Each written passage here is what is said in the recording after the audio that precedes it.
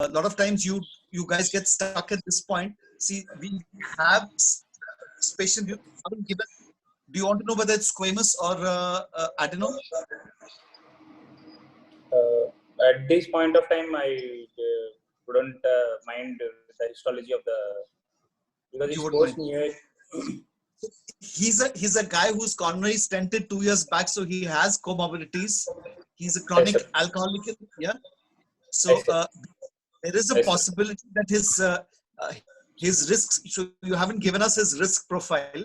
There is a possibility that his risk profile may actually favor radiation. The the surgery benefit is actually only marginal in squamous. So it's still better, but since you've not said it's lower, I presume you're thinking of adeno, but squamous is an option. So clearly, stenting is one of the worst options. So radiation would have been a good, chemoradiation would have been a definitive chemoradiation would have been a good option. So I mean, one question for later is there any difference between definitive chemoradiation and neoadjuvant chemoradiation? That's a question later. We'll come to that. But what other issues? So one, you haven't told me about the squamous. So it's very, very important to know squamous versus adeno even here.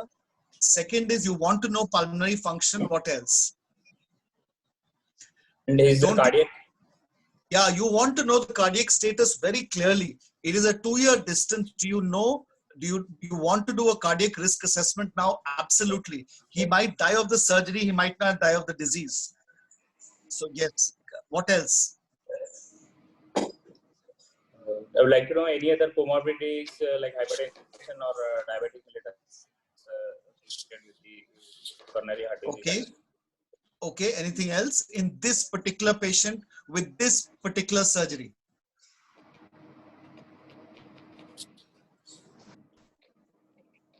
So one, is there any contraindication for esophagectomy? Any absolute or relative contraindication for esophagectomy? Yes. If you've read DeVita's, so that is for every malignancy, but for this specifically, is there any contraindication? So yeah, okay, metastatic workup I presume is negative, yes, by NCCN you would have done a PET also probably, but yes, is there any specific contraindication for esophagectomy? Any patient where you will be worried about doing an esophagectomy? Kisli Kant is requesting everybody else to shut off their mics. Yes, absolutely. Senior most student is right.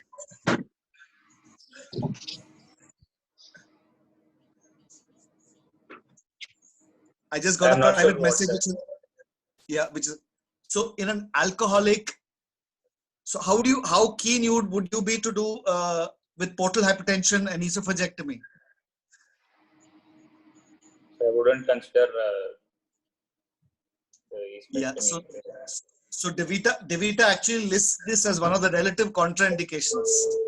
It's no longer a contraindication, but it does list it as I would say at least a relative. It should be. You should think about it. So if you're going to consider, so you might even miss the varices because the cancer is occupying that part. So a Doppler and indirect assessment, and if there is features of portal hypertension, I think before addressing surgery, this is one possible indication of even doing an HVBG, because you need to know whether there's a clinically important portal hypertension which might land you in shit later. Okay, yeah. Yes. Go ahead. I couldn't resist seeing 3-4 things where which you need to think of. Like I said last time, they're going to look to see whether you're looking at all the problems the patient has, and are you sort of giving a relative importance to each of those. So sometimes you give a lot of importance to some things which are not that important because we keep harping on that. But just step back and see how will I look at this patient. So if you look at that, you're quite likely to get a scenario in current COVID setting. You're likely to get written scenarios now. So be very careful because things can be added on to check whether you're looking for those or not.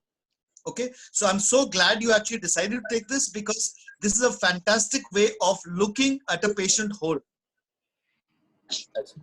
Sorry, go ahead. This patient underwent neoadjuvant chemoradiotherapy.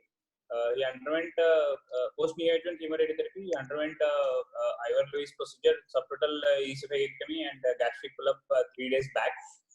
So I just sorry, I just asked you sometime back that this person has got a few high-risk factors, right? PFT was borderline abnormal, but it was reversible with bronchodilators and all that. But one of my colleagues tells me that why label it neoadjuvant? Let us just give him chemoradiotherapy, and if it dramatically improves, we'll repeat PET CT after a PET CT. We'll repeat PET CT after that, and we'll decide about surgery later. So we'll call it definitive or neoadjuvant afterwards. What would be your take on that? That our intent to treat would be decided preoperatively based on the nodal status and the T staging of the tumor, whether it is complete clinical response is achievable or not. Based on that, we can possibly tell whether it's a definitive chemoradiotherapy or neoadjuvant. So by that logic, if we find a metastasis, you will still go ahead in the second PET? No, sir. We'll assess. I mean, before the. No, what you said is actually a truism for an intent. I completely agree with you. That is more for okay. Here also it is actually correct, but it's more valid when you're looking at metastasis, which are potentially resectable and they disappear. So that logic is absolutely perfect here. But here I'm giving you the contrary view that you actually convert reverse. You know that it's a squamous cancer. You know that you can give this chemoradiation can be definitive. So okay, I'll rephrase that question. Is there any difference between definitive and neoadjuvant chemoradiation? So I'm checking whether you know that or not. I'm not sure. Okay, so I figured that. Yeah. Anybody else wants to answer? Apart from Abhishek here. The dose of radiotherapy is different. Yeah, what is the dose of radiotherapy? In NACT, neoadjuvant is 41.4 Gray, and definite CTOT is 60 Gray. Are you sure? Is it 40 or more than that? Definitely it is more, sir. In neoadjuvant, it is 41.4 Gray, and in definitive chemoradiotherapy, it should be minimum 55 Gray. It may go up to 60 Gray. So what you just said just the last sentence, 55, actually less than 55 is. So where did you get these two figures from? I think, sir, in some Shackle Food or somewhere I have read, sir. I'm not. So I don't want you to look. So I don't want you to. That's the reason why I asked the question. This border you're looking only at practical issues. So for God's sake, please find out the schedule in your own hospital. Okay. So the difference actually is not all that great, but like Krishna said, it is the intent. It's also the delay. So there was another slight trick to that question. If you do a PET CT, when would you do it?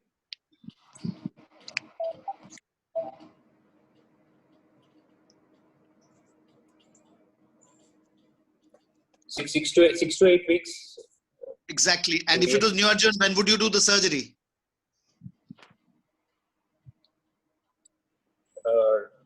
Whenever surgery is feasible, like about 3 months after the. Right. So once you do the PET after a delay, you cannot change the schedule from one to the other, isn't it? So your window of giving the decision for neoadjuvant has to be concurrent, has to be at that time only. So you can change. Yeah, you can change from one to the other till the ceiling of your whatever the ceiling for the neoadjuvant level is there. Yeah. So you cannot. Somebody else wants to join in the. Okay, let's just find your answer. I'm going here.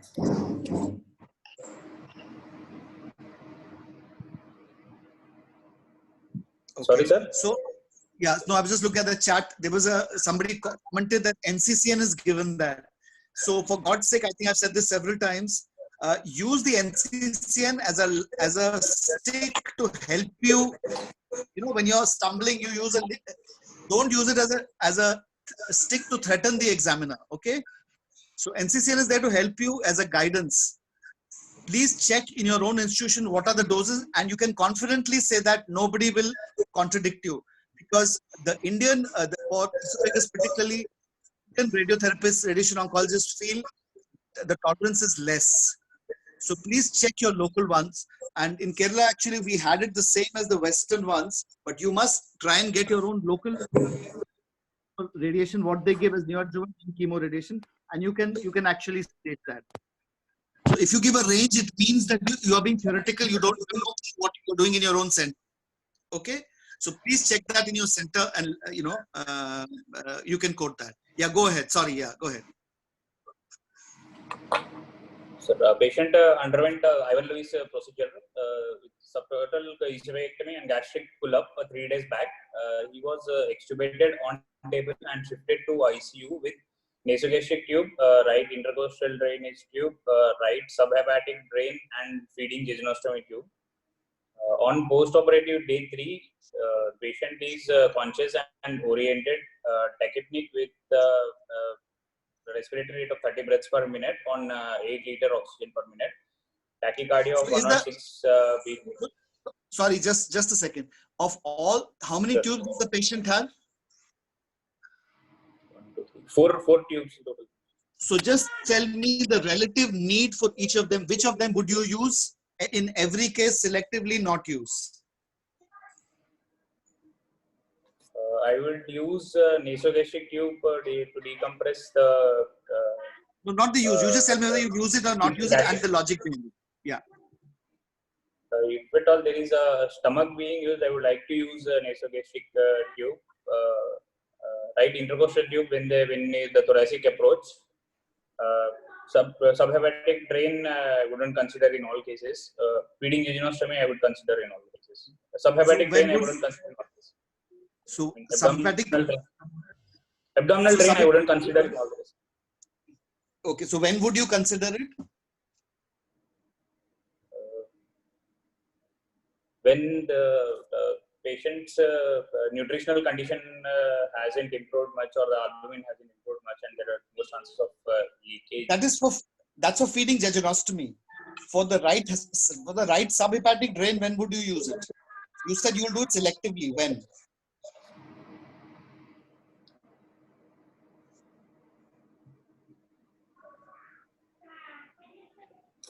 I'm not sure. You only said selective, no? Okay. So do you think why am I asking this? What would be the pros and cons in this case?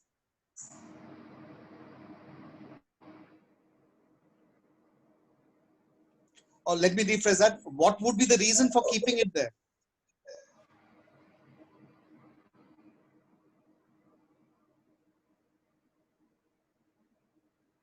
I'm not sure. No. I mean, you said no, I will do it selectively. So with what intent? What do you want to drain?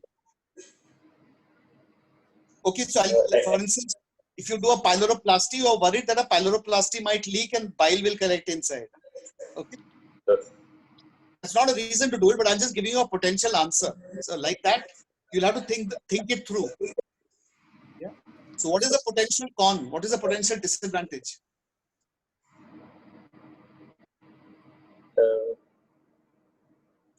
Pain, increased hospital stay. By a subhepatic drain, Drain that's the first might one. not. Of all these 4 things, that's the first thing which will be removed probably. So it will definitely not drain. It might not drain, and fluid may get collected even if the drain is in situ. Okay, it's the exact opposite. That's a worry, no? It might drain too much in an alcoholic. You might have subtle portal hypertension. You might actually drain large volume ascitic fluid and cause the patient inhalation. So that is one of the potential problems of leaving a drain. Okay.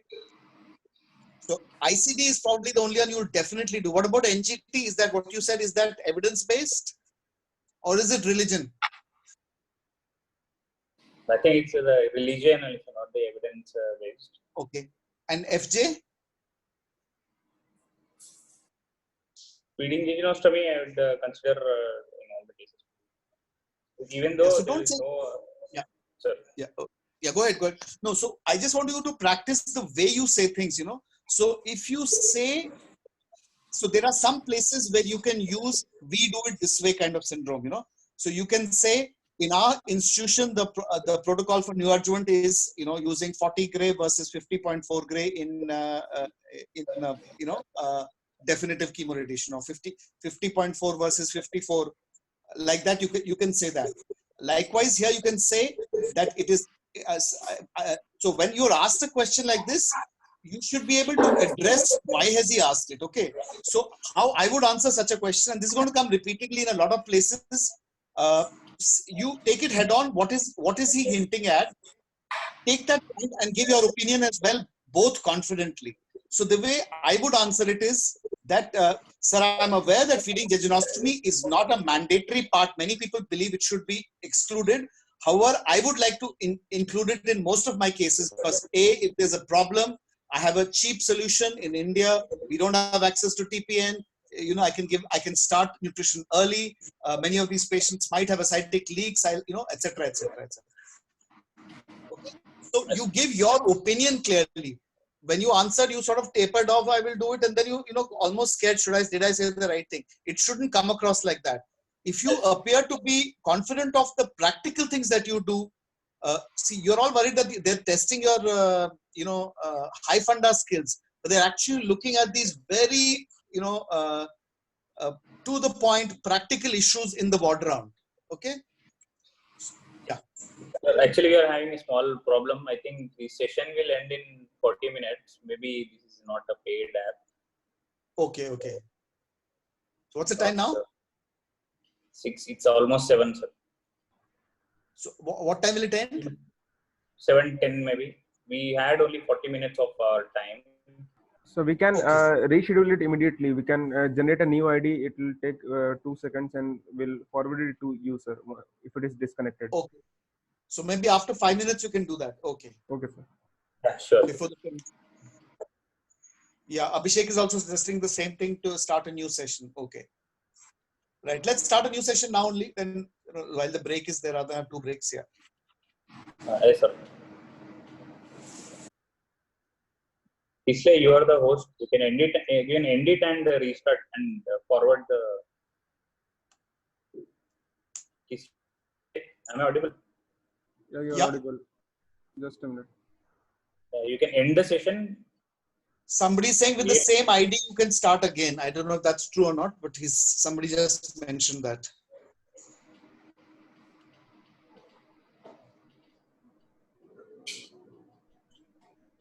I have a feeling it's now increased from 40 minutes to during the lockdown time. It's increased. I just got an alert, sir. No, sir. Actually, for initial 2 meeting, they are giving unlimited time. Once with the ID you use it for 2 times, then they restrict to 40 minutes only, sir. Okay. Okay. So, sir, I am ending it. I am generating a new ID, sir. Okay.